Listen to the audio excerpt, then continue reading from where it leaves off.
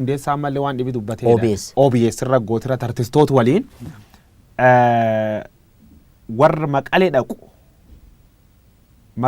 marii Maqalee akka completely hin fudhanne dubbattee turte. Wanni sun ammoo har'allee hin fudhanne. Mootummaallee dhaqeedhaan amma haasa'uu jiran. Maal jettaa waan Maqalee kanarratti? Argeera beektaa ani Profeesar Isqeel Gabbisaa fi Baqqeeyyi nama ani isaan arrabsuudhaaf miti nama deebiitti deebisuu danda'uudhaaf nama hamilee qabu miti beektaa. Nama akka malee jaaladhullee nama akka malee kabajullee dhugaa dhiigalmaan Oromootiin yoon dhugaa haasa'e gaafa waan kana haasa'u sammuu kiyyatti isaanuu yaadadhee miti.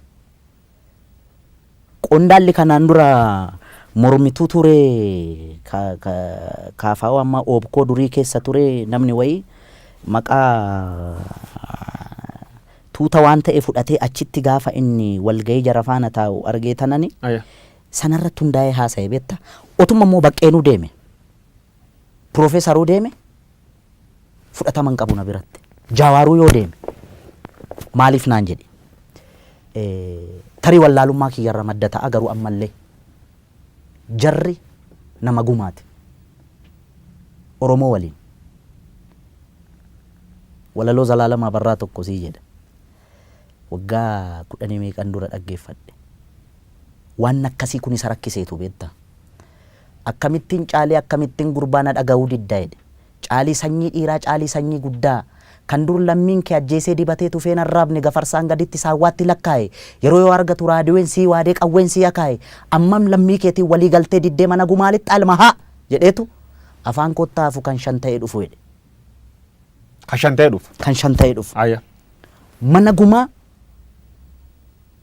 lixuun akka sirna gadaatti akka namni qaamni irraa du'e tokkotti isaantu sin ajjeesneerra waggaa 27 kallattiidhaanis alkallattiidhaanis isin ajjeesneerra isin miineerra isin saamneerra Oromoo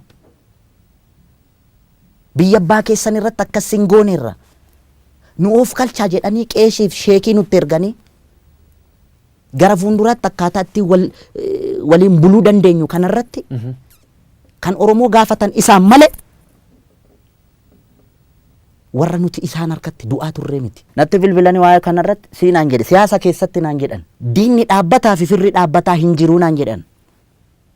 Akkasii Dooktar Abiyyi sirrii dhaareen jedheen attam jennaan isa nafxanyaa faana isa hamannu kuniin jedheen nafxanyaa waliin ta'ee dantaa Oromoo kana nafxanyaaf dabarsee kennuu fi nafxanyaa waliin hojjeta hayyoota Oromoo ofirraa dhiibaa jira nafxanyaa ofitti qabaa jira inni jedhamu kun. Nafxanyaan diina Oromooti kaleessas diina Oromooti har'allee diina Oromooti gara fuulduraattis diina Oromooti akka wallaalummaa yaada Hacaaluu Hundeessaatti. Hacaaluu 4 kiiloo of sittu